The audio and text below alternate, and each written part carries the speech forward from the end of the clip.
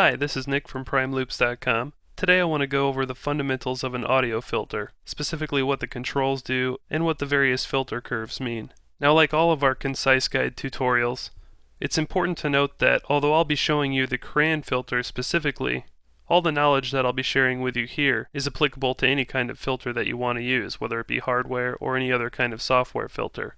So let's get to it. So what is a filter? It's basically a way to attenuate or emphasize certain frequencies in your sound. Just about every filter that's out there has the ability to choose the frequency that's being filtered, and just what kind of filtering is being performed using filter curves. The most important controls on the filter are frequency and resonance. Frequency, which is also known as cutoff on some filters, allows you to determine what frequency the filter is acting upon. Resonance creates an emphasis or gain increase at whatever frequency is set at. So if I have frequency set at 740 Hz, for instance, resonance at 45% will be creating a gain increase at 740 Hz.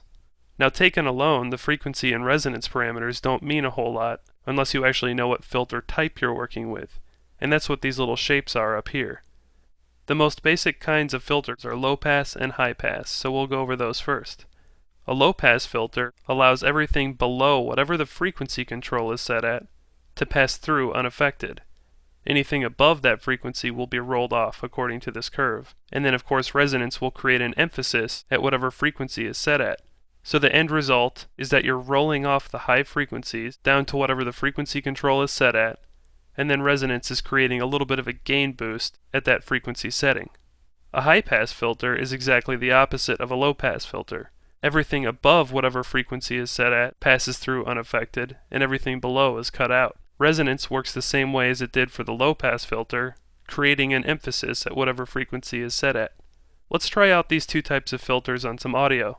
I've loaded up a drum loop here from our Breakbeat Electronica sample pack. First I'll bypass the filter and let you hear the sound unaffected.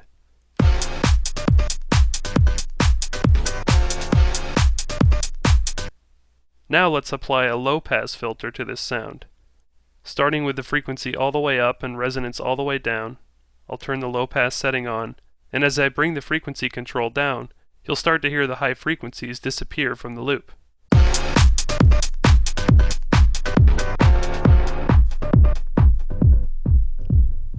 As you can hear, when I have frequency turned all the way down, only frequencies at 50 Hz and below are coming through and being audible. Everything above that is taken out of the mix. So now let's add the resonance control in and you can see how it affects the sound.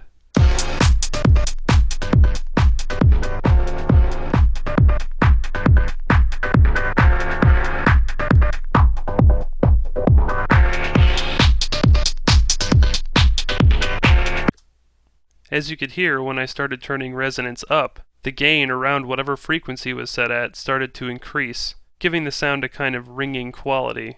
When I left resonance alone and went back to tweaking just frequency, you could hear that at every step along the way of tweaking the frequency parameter, the resonance was creating a little bit of a gain increase. Let's try this out with the high pass filter now. Now everything below the cutoff frequency is being cut out, and only the frequencies above the frequency parameter are getting through.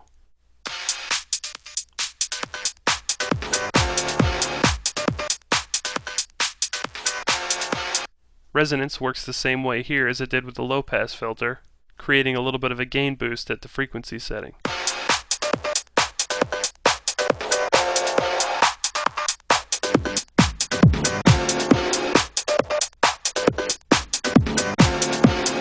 Moving on to the other filter shapes, we have a bandpass filter. The best way to think about a bandpass filter is combining a low-pass filter and a high-pass filter at the same time. The frequency control defines the center of a band of frequencies that will pass through and thus be audible. The resonance control performs its usual function of creating a little bit of a gain increase at the frequency setting, but additionally it defines the width of the band of frequencies that passes through.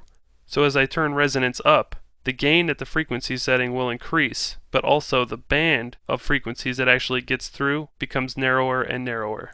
Here's what it sounds like.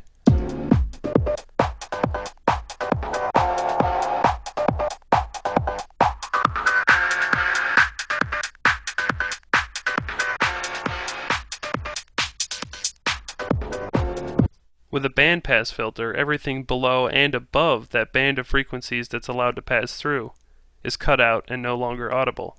Moving on to the notch filter, this is essentially the opposite of a bandpass filter. Now, instead of defining a band of frequencies that will allow through, we're actually defining a band of frequencies that won't make it through. So everything below and above that band of frequencies will be audible, and anything within that band of frequencies will be cut out. Here's what it sounds like.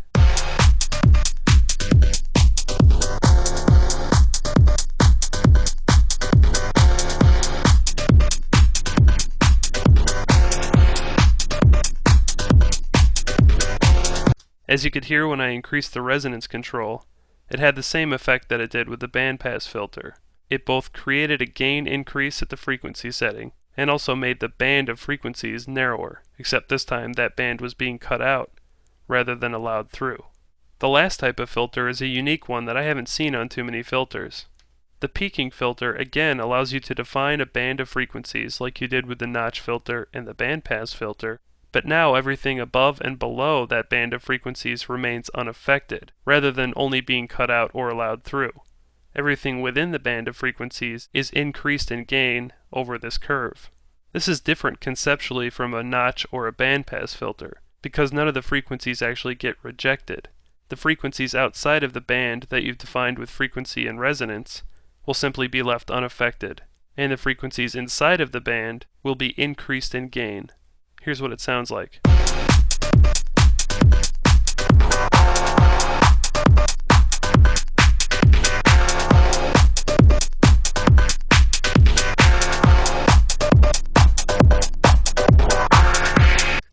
So I hope this short discussion of filtering has given you a good introduction to the concept, and I think you'll agree that it's pretty simple once you start putting it into practice. I'll see you next time for more music production tips and tricks. Stay creative.